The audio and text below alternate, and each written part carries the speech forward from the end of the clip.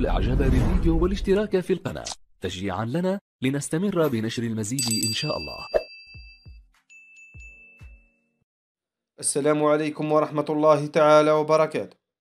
مرحبا بكم في فيديو جديد على قناتكم أخبار المحترفين الجزائريين، والرجاء الاشتراك في القناة ليصلكم كل جديد أخبار محترفين في جميع الدوريات العربية والأوروبية.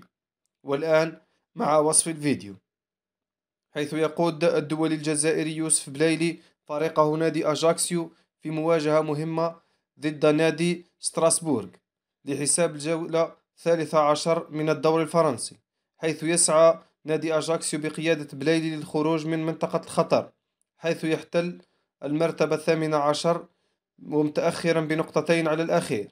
كما أن الجميع معول على بلايلي لإنقاذ الفريق من عنق الزجاجة، وإن شاء الله التألق لبلايلي وتسجيل هدف في هذه المباراة.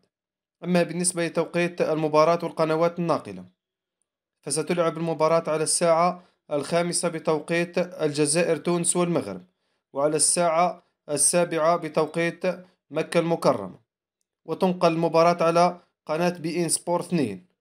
وفي الأخير الرجاء الاشتراك في القناة ليصلكم كل جديدنا، وشكرا.